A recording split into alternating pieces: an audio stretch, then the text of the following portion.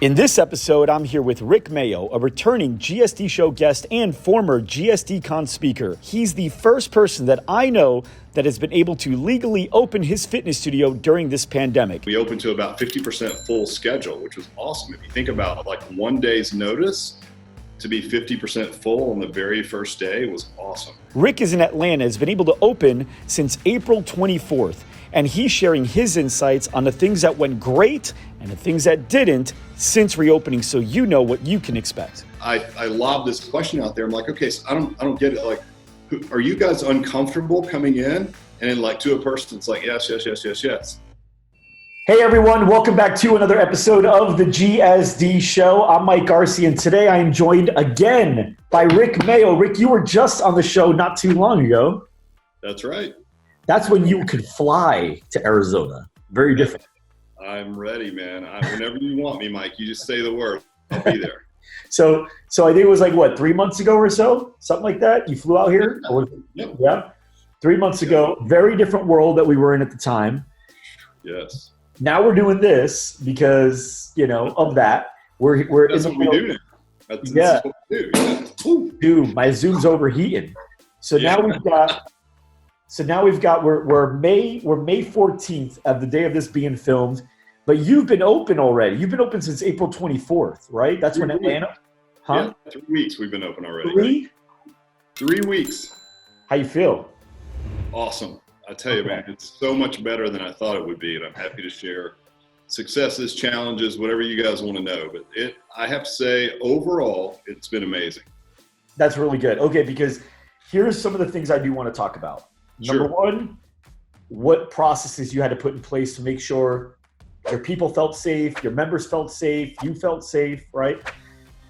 2, I want to talk about like what has the surrounding area like, what was the response like? Like, were other businesses ridiculing you? Were people getting on you? Were people supporting you? I want to talk about that. And then how long did it take for things to get to some sort of normal, or has it gotten there, or is the past? We'll talk about all that. Is that cool? Yeah, awesome. All right, because I think a lot of people right now, they're wanting to know what's that going to be like. And you're the only one, and all the Atlanta people are 3 weeks ahead of everyone else. That's right. All right, so April 24th. What did April 23rd look like? What were the conversations like with you, with your team, with leadership, all that? Yeah, so we were actually slated to end shelter in place May the 1st. And so I think the 24th was on a Friday. So imagine like on a Wednesday, the governor comes out and he's like, here's my phased approach. And just lo and behold, gyms were in phase 1. And I know this is different, obviously based on state, sometimes even more local government than that. But we were actually fortunate enough to be in phase 1. And so it gave us like 2 days to open. So we have a couple of facilities here. One of them we went ahead and opened on Friday, and we opened to about 50% full schedule, which was awesome. If you think about like one day's notice to be 50% full on the very first day was awesome. And when you say 50% full, were you 50% full of normal capacity or 50% full of whatever capacity you decided to go in? And I'm interested in that too. That's a great question. So our normal metric, Mike, is 80% capacity, because as you know, if you have, let's just say you have 1,000 hours available or whatever that number is, to have 80% of those booked is pretty efficient. So that would be our efficiency metric normally.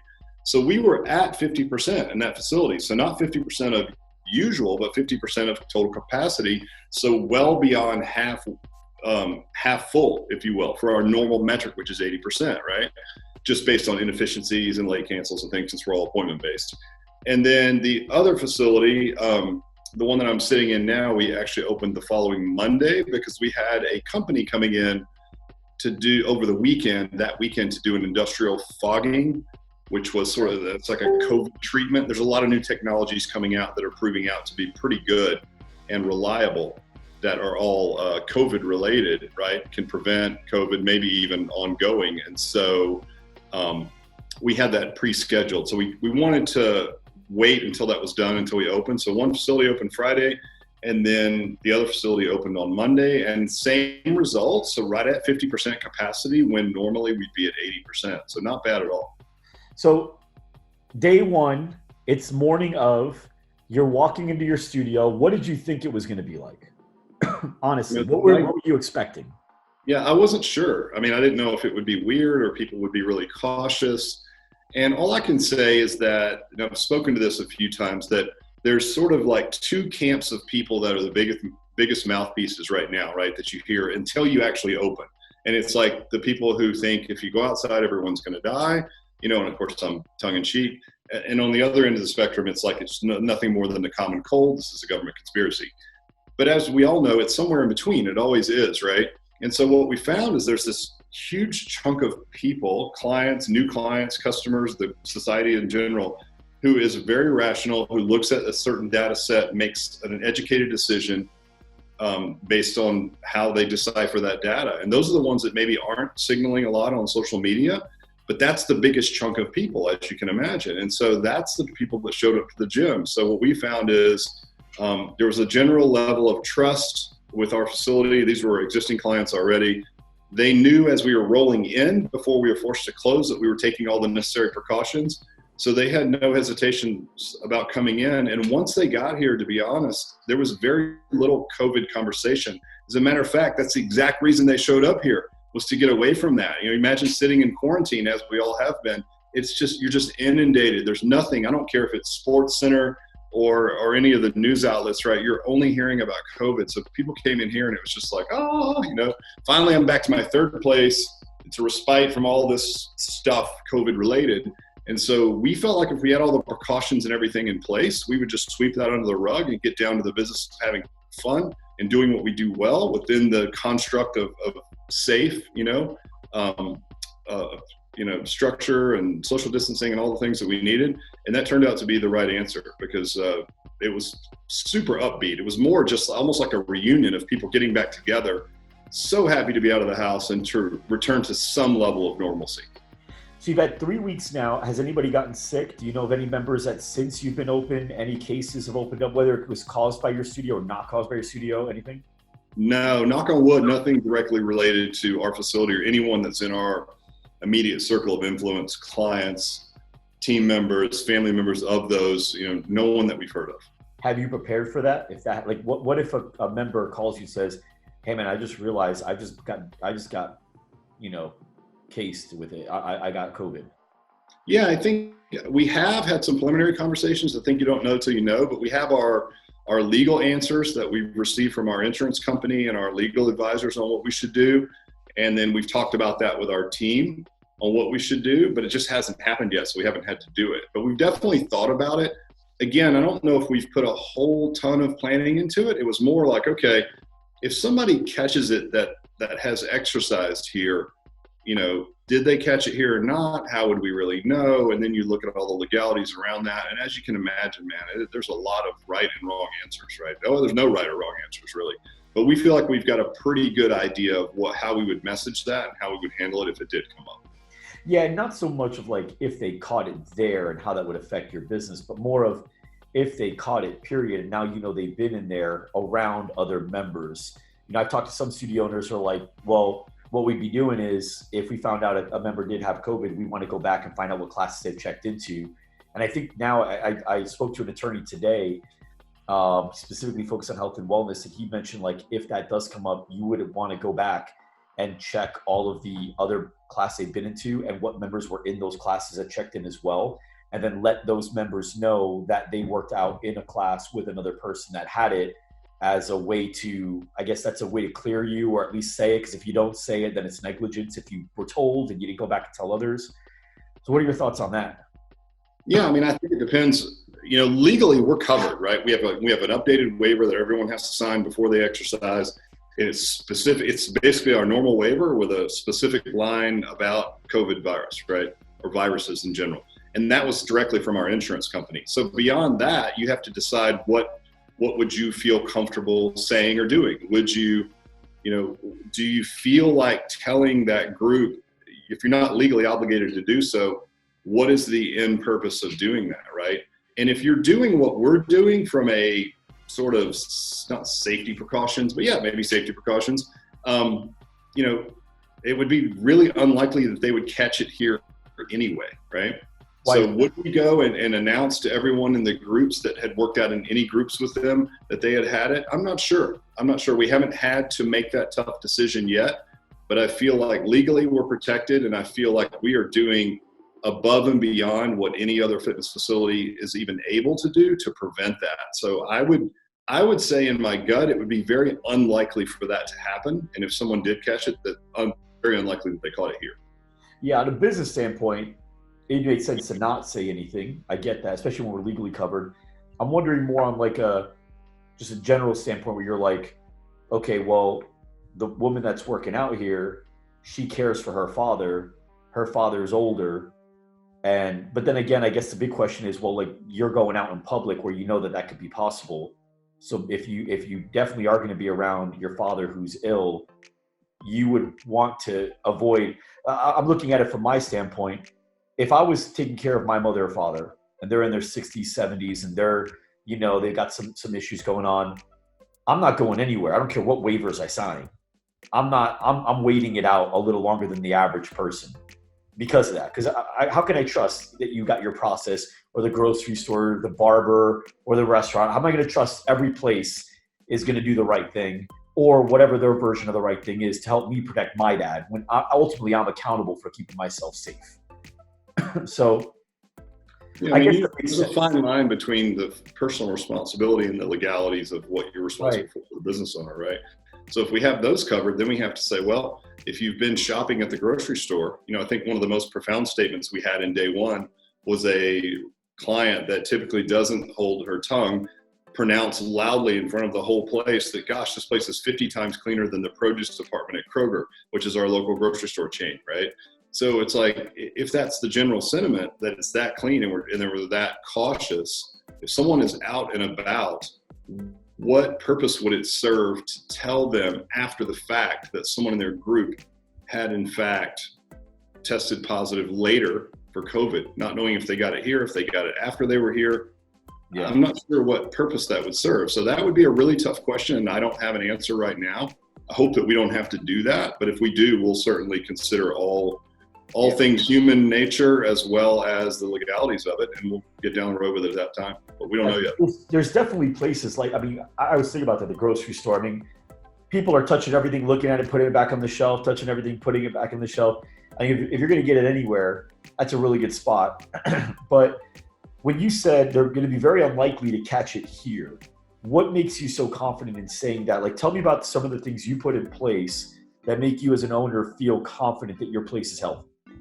Yep. So, we run what we call small group personal training, which is a smaller number, actually. Higher dollar, smaller numbers, right?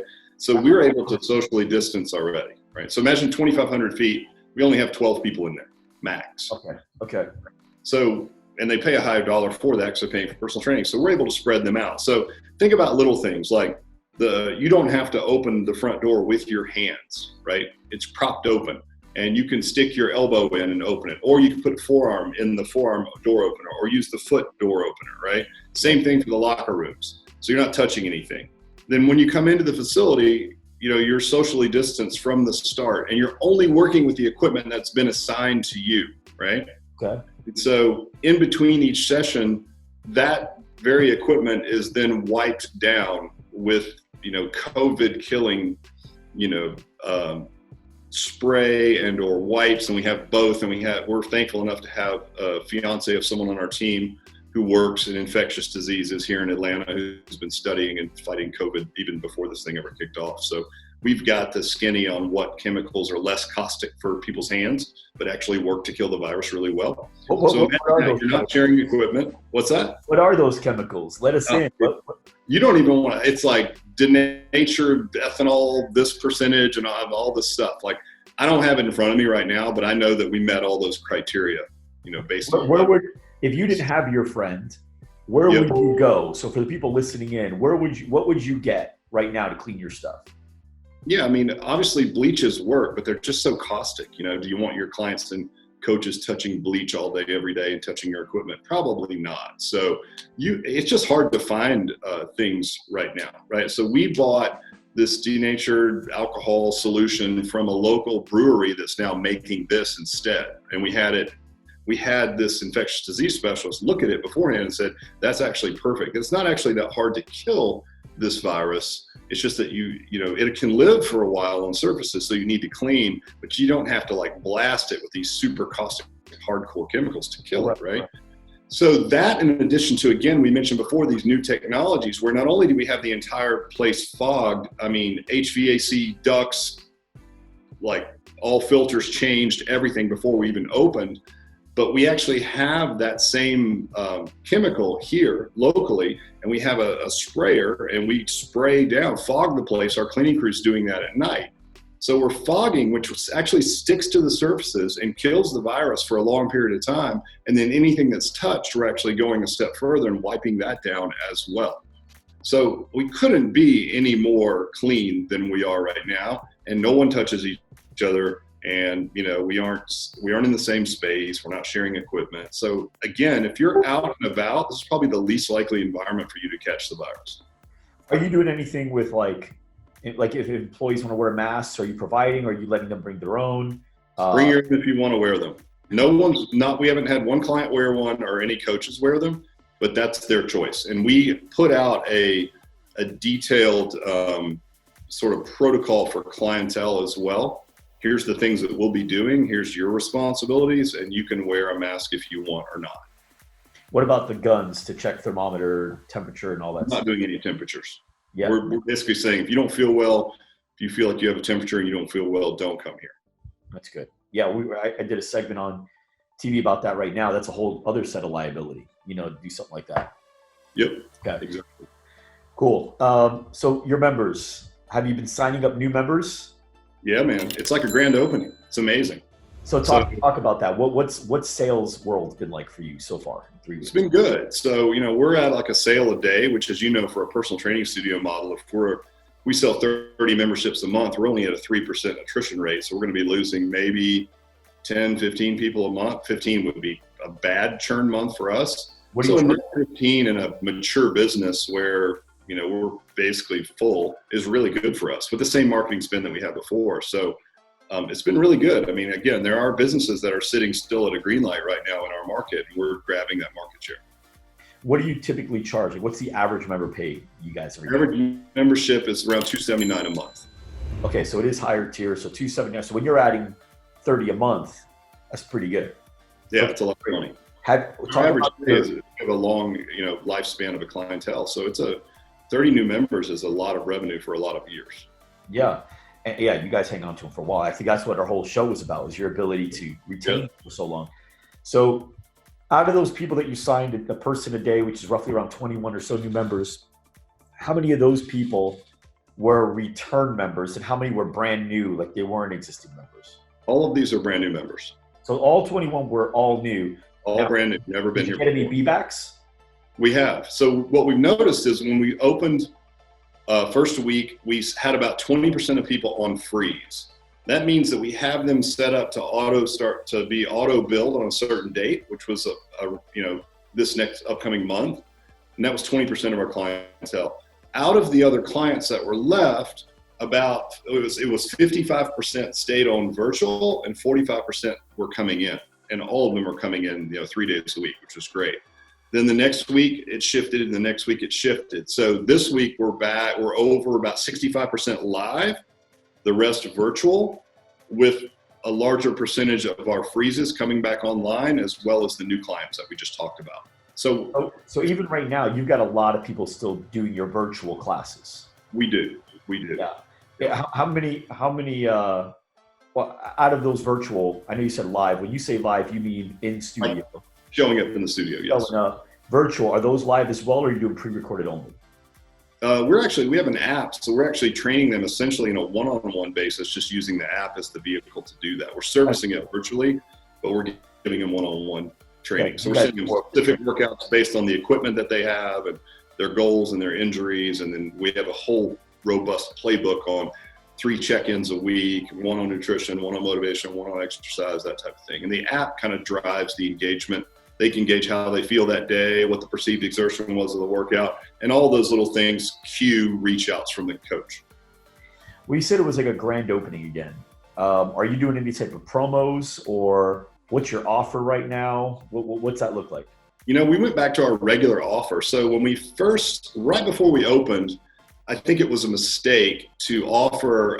We were in the same boat that a lot of you guys are. So I'll take a step back and say, I predicted coming out of this that the things that would be valuable would be trust, right? That was safety. And those are the things that you really need to take to market. But what we found is that most of the clients that come in are really tired of talking and hearing about COVID. So if you have, I know there's some Facebook flags for those terms anyway, but any of that stuff in your advertising, I would leave it out. I would say if you can softly show that you're safe, right? As people dig around, they want to see a little bit about your place. So we have on our Facebook page, videos and pictures of the industrial fogging that was going on, showing distancing, but we keep it lighthearted, right? We don't have cones and police tape and stuff in here that just remind you of all the madness that's going on. Because when people come in, they don't want to think about that anymore. So we went right back to our old hook, Mike, which was just half off first month, right? I think it's termed like in a million different ways, but I think this month it's like the 28-day challenge, half off your first month. And no one that comes in asks about safety protocols or anything. And I guess that can be scary. Not a person, not one new person has worn a mask or asked anything about safety. And it's all been like super upbeat. Now, it may just be that the people that we've seen are super cavalier, but it doesn't matter because we're controlling what happens when they get here anyway, right? So if we can keep it fun and exciting and just brush all this COVID stuff under the rug and get back to the real reason why we even have a business is to be that third place, as long as we're being safe and we're doing that through the structure that kind of is in the background and we're de-emphasizing that and just keeping it fun and lighthearted, that seems to be working best. Do things seem to be staying around the same, getting better? Are you getting more optimistic? Are you thinking virtual? Talk about that. Like, do you think virtual is still going to be around for a certain amount of time for you? And how long do you see it being around now that you're 3 weeks in of going live in person? Yeah, I think it all depends on just consumer confidence and how this thing goes. I mean, obviously, if we see another spike, we go through another shutdown, we're right back to virtual, right? So it's nice to have that tool, but I do think people are coming back. What we've seen is each week, a pretty good percentage of people, moving back to the gym and getting away from virtual. And when they come in, they all state the same things, which are, I'm so glad to be back. I'm so glad to be in my third place, to see actual people. So there may be a segment of the population that stays virtual, but I don't see it being much larger than what we had before this, right? And plus, as you know, from a market share standpoint, it's going to be pretty noisy. Like everyone's diving into virtual right now. So if you have a safe, relevant live play, you probably have a leg up on everyone else right now who does not. Have you had it? How many employees you have? 7 at this facility and 4 at the other. Have any of them give you any pushback about coming in or coming in too soon or anything like that? No doubt. So that's one thing. That's one area where I really screwed up as a leader was the governor announces on a Wednesday that we can be open on Friday, and we're not opening until Monday in this one facility. So I jump on. We use Slack as communication channel, and I'm like, "Game on, guys! We'll see you guys Monday. Here's what we're going to do. Let's select us all." Each coach had been assigned a bucket of clients that they were managing virtually, that they were in charge of for retention and everything, and then a playbook to follow along. And so it was like, "Hey, reach out to your bucket. Let's get them back in on Monday. We're open. Let's do this thing. Blah blah blah." And then it was sort of like crickets for a minute. Like I'm like, oh, like I'm completely fired up. Like we're in this. Rah. Yeah, exactly. And let's back up a minute. Don't forget, I've been carrying my guys at full salary even without the PPP, right? And so, you guys didn't get it? We ended up getting it, but not at this time. We didn't have it.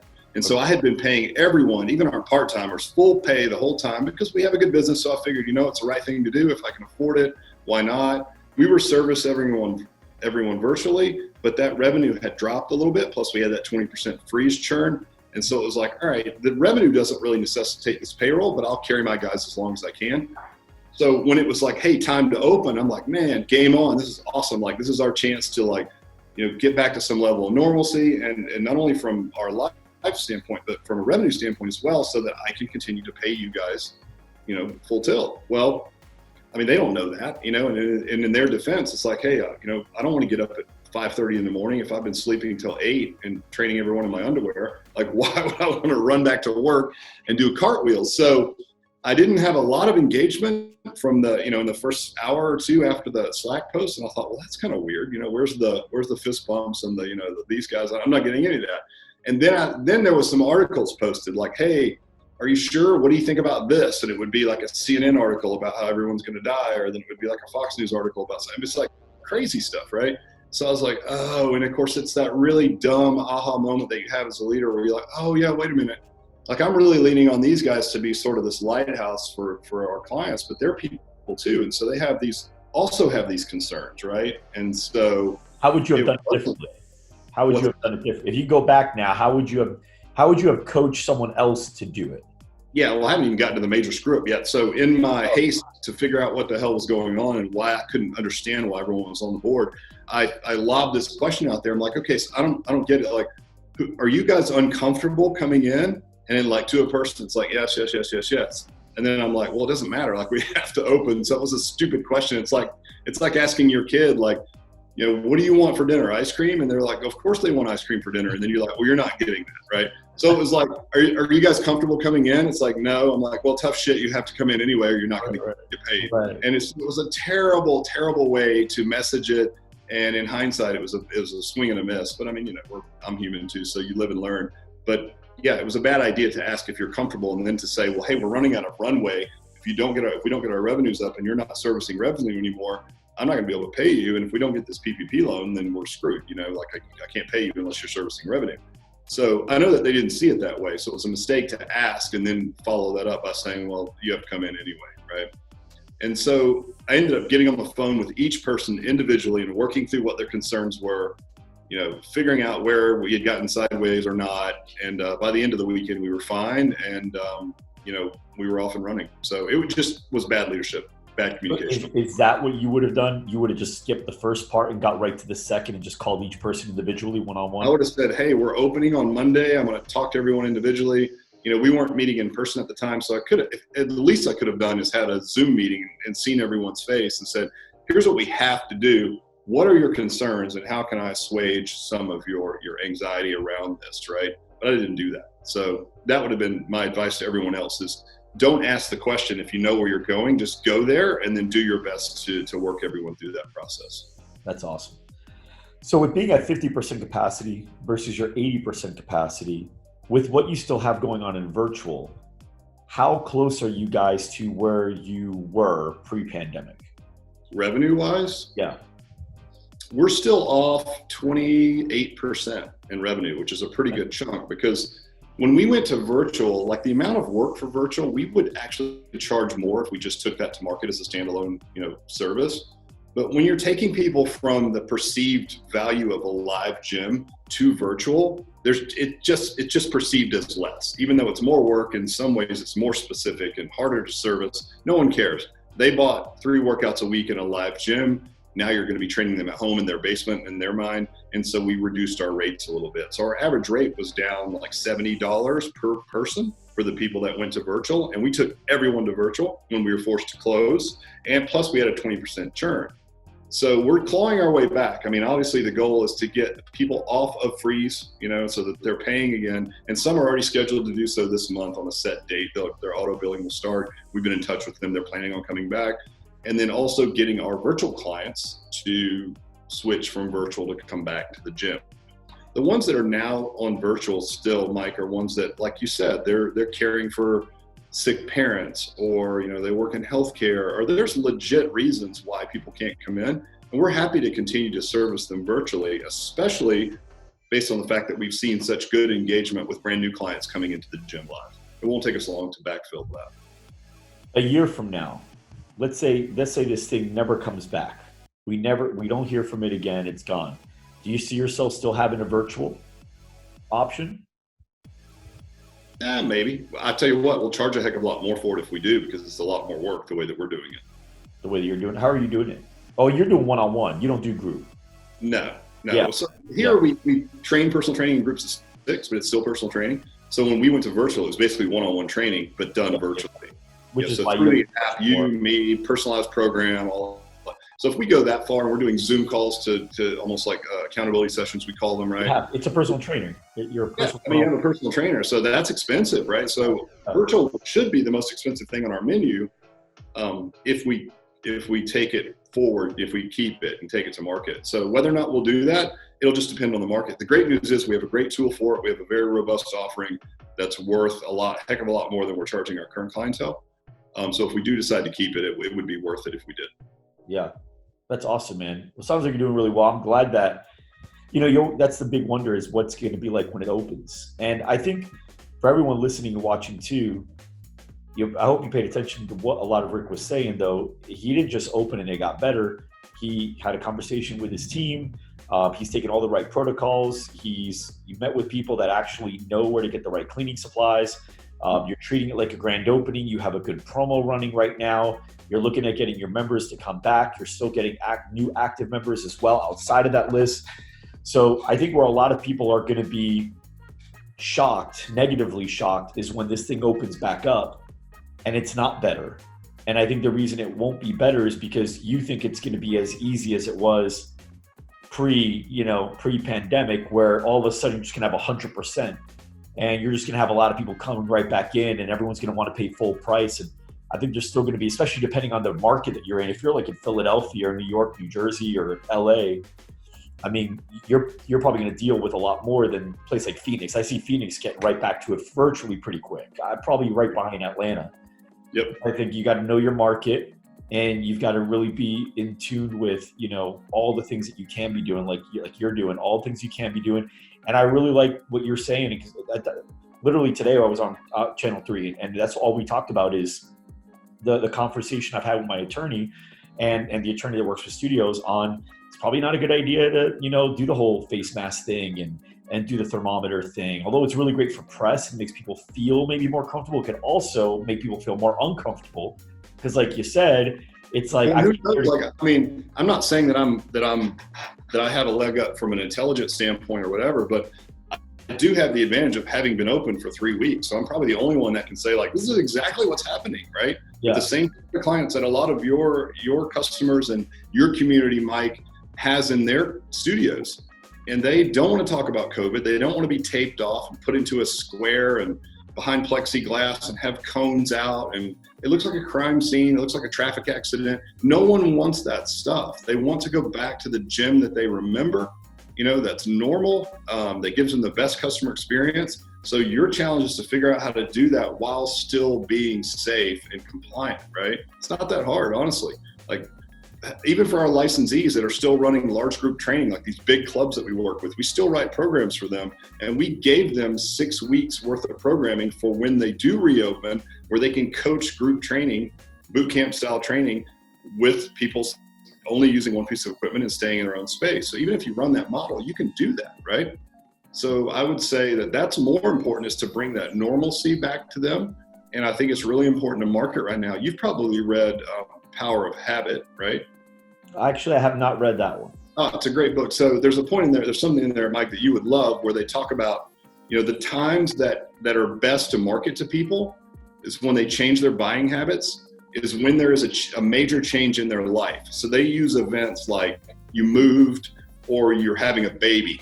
They use these amazing case studies of big retail and how advanced they are with their data mining and their studies, where Target actually built all this data around understanding the buying patterns of someone that's pregnant. And they knew that because they had a baby registry, right? So they knew what pregnant people were buying, and they had enough data to pull over. Then they would overlay that over people's regular buying habits so that they could predict who is pregnant. But sometimes in a real creepy way, before that person even knew they were pregnant, or before their spouse did. They start getting ads for baby stuff.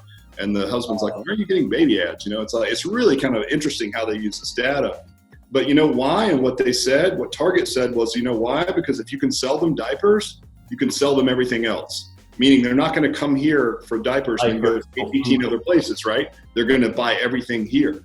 And so if you look at that lens and the amount of money and time and data scientists and behavioral scientists that were hired for these kind of projects, like, I would say a pandemic certainly fits the bill for a disruption in someone's routine. So it cuts both ways, right? You're going to lose some clients that are disrupted who are like maybe looking for a reason to try something new, but there's also a ton of people out there who are looking for a new normal in their life, and it's your chance to grab that market share. So that goes back to like not sitting still at the green light. You know, maybe you have to overcome some of your own belief systems around the virus and how safe you can be. And I mean, listen, it's an individual choice, but you're really going to be behind the 8 ball from a business standpoint if you decide for social reasons that you're going to stay closed while everyone else is out grabbing that market share for all these people who are looking for a new normal, right? Who are looking for a new routine, if that makes sense. Yeah, what you said too reminds me of a conversation I had with a buddy of mine. He owns a few really, really nice preschools, all organic. I've talked about him a few times on the show because entrepreneur-wise, he's one of the guys I admire the most, the way he looks at things. He actually has quite a few businesses for the 2 preschools that I'm talking about, very near where one of the bigger shootings happened for a school. And so obviously, you know, awareness is super high for people dropping off their kids in that area. A mile or 2 down the road, this happened, right?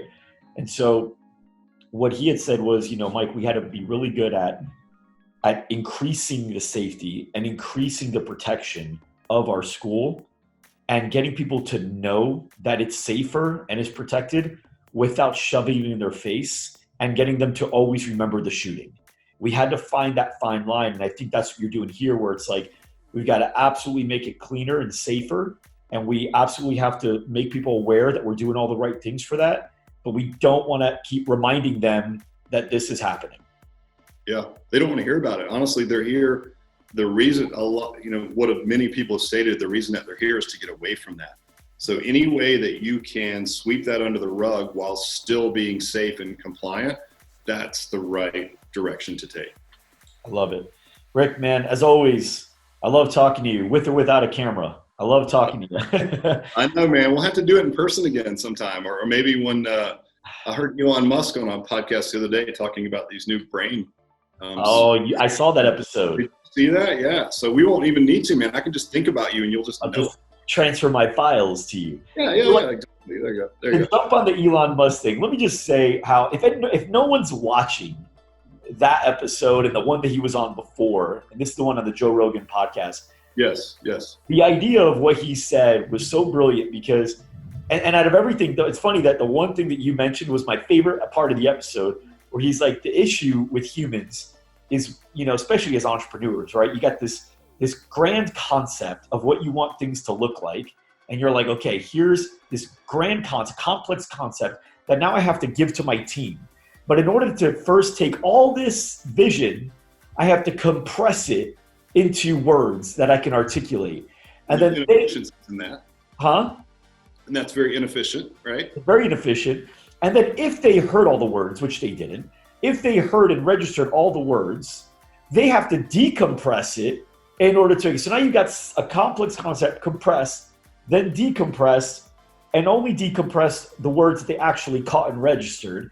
And now that's why you got people that are like, I don't really fully see it. How amazing to be able to go here. Let me just, you see it now? Oh my God, that's a great idea. Right? See it exactly the way that be? Like, I don't have to explain all this. Like, why don't you understand? Okay, wait. Okay, you get it now? Oh, now I get it. That would be amazing. Yeah, that's great. People are freaked out about it, but at the end of the day, that we're doing it anyway. We're just doing it here. This is our. I'm talking to you. I can talk. You and I, as crazy as it is, we can have a telepathic conversation right now. All you gotta do is get your phone and we'll text each other. People are doing it in the same room anyway.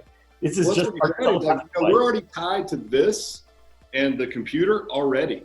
So we already have a third way, right? We already have another cortex, and this is it. It's just inefficient because we have to think it, bang it out with our thumbs, and then Google tells us. Pretty soon you won't have to do that. It'll be a direct link all the time. And if you think about it, we're getting there, right? So in the beginning, it was like, okay, here's a computer. You get on the computer. Okay, cool. Now we can put it on a phone. Okay, cool. Now I can actually text. I don't have to call. Oh, cool. Now I can voice to text. Oh, cool. Now I can just literally send you the voice note. I mean, we're already at the point. We're just getting there. Now you just have to think it, right? I know it's going to be super weird, but and what do you say? It was like his estimation was at best case scenario 5 years, but realistically 10 years, no spoken language. Just thoughts. Well, because then you get to the point where once you get to that point where you can transfer a full vision, the speed of evolution just goes so much faster. Because imagine if every time you had a great idea, everyone on your team understood everything you see perfectly. Yes. Imagine how much faster would something get done, and how much better? How many less mistakes? When you talk about like literal evolution, if you believe in that or not, like we could literally be creating the next evolution of us, right? It would be kind of odd for us to think that this is the end game, like humans are it, end all be all, because even we've evolved over time. I mean, shit, even 200 years ago, we're like way taller now and no more, and we've created these things, right? So that could be the next evolution of us, is kind of this weird mix of human and synthetic thoughts. It's like, it's really interesting. I don't know. I find it fascinating. But yeah, I'm down. I'm the first guy to get it, because I would love to be able to get my thoughts into other people's heads. Yeah. More efficient. Well, hey, man, I really appreciate your time. Thank you so much. Looking forward to the next time we can meet up in person or virtually, whatever comes first. All right, brother. Thanks, Mike. Thanks, man. Take care. Thanks for watching. If you like this episode, make sure you subscribe to our podcast on iTunes, Spotify, SoundCloud, Google Play, or YouTube. And to watch more episodes and get exclusive links from each episode, go to gsdshow.com. Again, that's gsdshow.com.